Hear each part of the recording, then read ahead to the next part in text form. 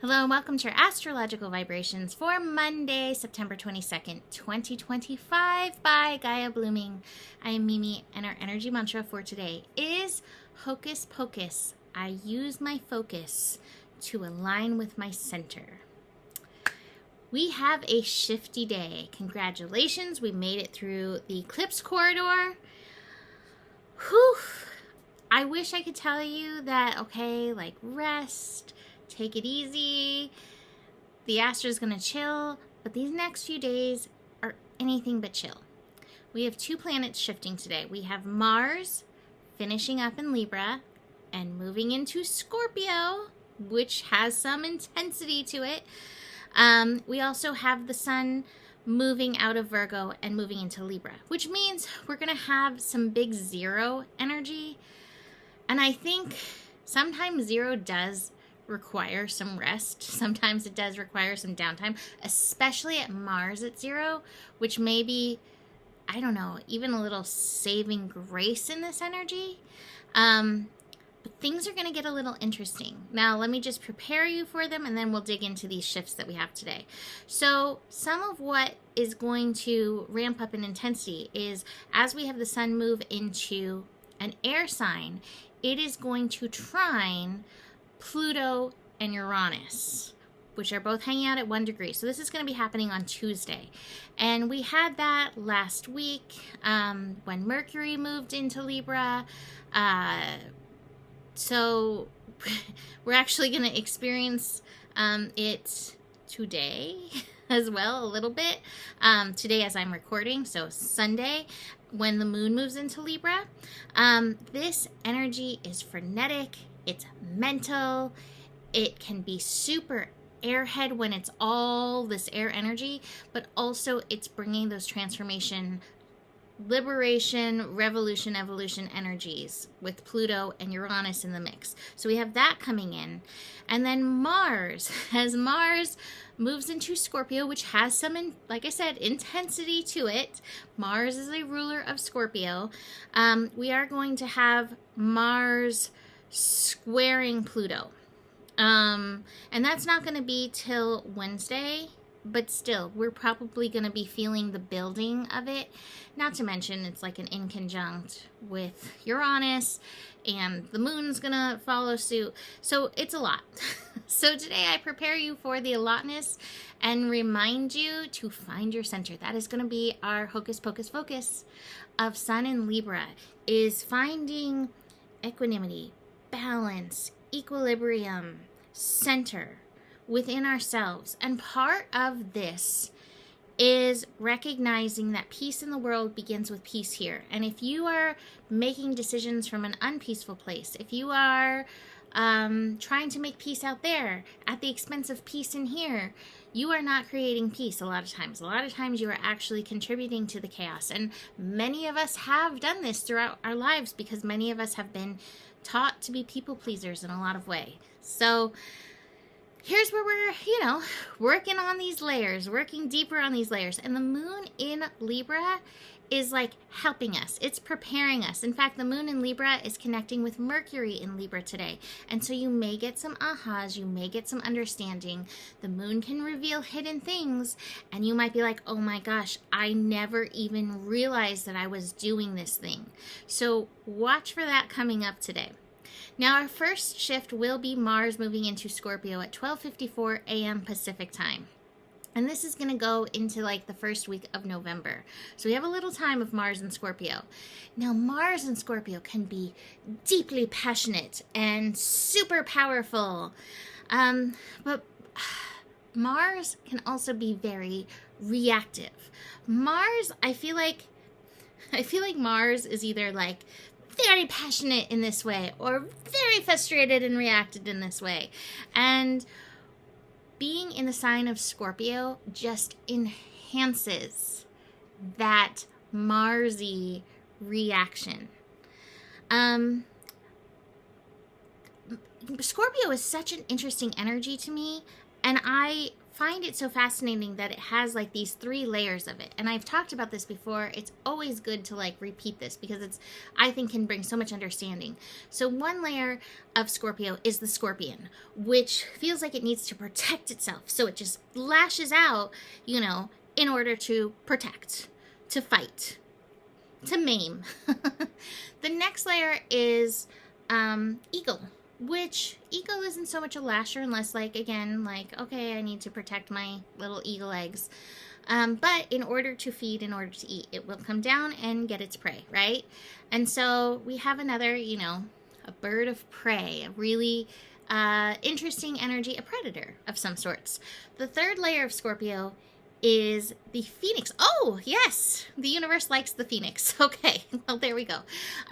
So phoenix energy is about the self and the transformation of the self and the renewal of the self, realizing that it's all a self-made process. And I think this is where the alchemy of Scorpio energy really can originate and come from. And so when we are aware of our shadows, when we're aware of our darkness, when we're aware of our wounds, when we're aware of where we may carry some energy around victim, we can be aware of where our Scorpio energy may come into play and may show up in one of these 3 ways. With Mars energy, there will be some form of action, reaction that comes up. Passionate or frustrated, reactive energy. Is it going to be scorpion? Psh. Is it going to be eagle? Psh. Or is it going to be this internal process? And that, to me, I do feel is where your power lies. It's not to say that sometimes we don't have to protect, but a lot of times it really is in understanding ourselves that we can really step into our true power. And I think that that is the work of this transit of Mars and Scorpio. However, I will say that there's probably going to be a lot of reactive energies out there. And I would dare to say that tomorrow, Tuesday, with these really strong, windy energies, airy energies that are kind of penduluming us all over the place, that there are going to be people losing their center and, again, going into the reactive space. So awareness of that is going to be helpful over this time. And the universe clearly liked the Phoenix process. Look at yourself. Look within yourself, because so much, I think, of this living process is like our own personal evolution experience. Now, we will also have a connection with Mars and Neptune happening early Tuesday morning. But anytime Neptune plays in, it can also bring confusion. So watch for that. I feel like the whole world right now is confusion because there's so much. You're wrong if you think this. You're wrong if you think this. Divide, divide, divide, all over there. And it's like, oh my gosh, what do I even believe anymore? And Neptune can rule that realm of belief. So watch for that too, because when we're confused, we are not in our center. And the sun moving into Libra today at 11:19 a.m., that energy at 0 may not, again, know how to connect with center. So that, again, that's what I said, that our focus is going to be during Libra time. One of the interesting things, one of my favorite Libra quotes was from my teacher, Khufu. And he was like, Libras like to be balanced, but usually they're in a place of chaos. And let me be fair and say, I am not pointing at the Libras. We all have Libra in us. So there's a place within us, each of us, whether you have planets there or not, you still have Libra in your chart that can pendulum, that can swing back and forth. I laughed when I pulled my cards because the top of the cards is the schizophrenia card. And if you've ever had to have a Libra make a decision that they're unsure of, it can feel like that. Well, maybe this, and maybe this, and maybe this, and maybe this. There's a place for that, right? Because it's really wonderful when we can see two sides. In fact, I think that the world in general could use more of that instead of just this one place of like, I'm right and nobody else knows what they're talking about, right? So hopefully Libra can help us bridge these gaps. But within ourselves as well, when we're penduluming, when we're swinging back and forth, we may not necessarily be in our center. Now, I'm not saying it's a bad thing to get out of center, because I believe that there's a lot of learning and experience when that happens. And in yoga, nobody is standing stationary just holding center usually, unless you're like a master, right? A lot of times we're wobbling and adjusting, and that's what life is like, right? It's wobbly, it's about adjusting. And so don't be upset if you find yourself needing to adjust yourself to get to center. That's good. That means you're aware. That's actually a wonderful thing. But that's what I'm asking you to bring to your experience, is that awareness of how to find your way back into that center energy. Now, Libra is also really interesting because Libra rules relating and relationships. And even if you're a monk on a mountain, there's relationships that you tend to. You tend to your relationship that you have with the earth, with the rocks, with the animals, with the bugs, with the air, with the universe itself. Did I mention earth? I'm not sure, but all of that. So none of us are devoid of relationship. We have connections to our families, to our coworkers, to children, to our animals, to our partners, to our friends, to our neighbors, again, to the animals, to the trees, to the air, to the universe, to yourself, to yourself. And so this season of Libra, this is part of working on coming back to your center, is we engage with others, which can pull us out of our little orbit. And yet, how do you stay connected to the truth of who you are? It's so interesting to me, the opposite signs. We used to call them polar partners at Soul Garden, and that's the word that kept coming up, the polar partners. So our opposite sign for Libra is Aries, and so consciousness of the self, relating to the self, can help so much in finding this balance. We all have relationships with all the parts of ourself, our inner adult, our inner critic, our inner child, and our inner Lilith, our inner wildness, our inner conformist. And so awareness of all these layers, again, can be very helpful. So we find that Libra is not so simple of like, it's just about justice and finding balance. No, this balance act is very complicated, and it's very well-rounded with many layers. Now, especially while the world is so crazy, it might be a little intense to find this balance, but I do think that this is ultimately something that we can do to really help and support ourselves in this time. Something popped in my head that I wanted to address. Libra, justice. Libra does have that calling, that desire for justice. And that may be interesting again with Mars and Scorpio ready to take that action. So again, I invite us all to find a way to peace. And that was the other piece. Beyond peace was, Rumi was a Libra. I have such a great love of Rumi. But one of Rumi's verses, what is it? May the beauty you love be what you do. There's hundreds of ways to kneel and kiss the ground. Libra is ruled by Venus and is a call to beauty. And so beauty is one way that we can also reconnect. And I think it's not necessarily looking at our own beauteousness, which is always lovely and wonderful, but getting outside, connecting, seeing a flower unfold, seeing the perfectly imperfect unfolding of nature. Oh my gosh, we're heading into such a beautiful season as the trees are going to begin to change colors in some places.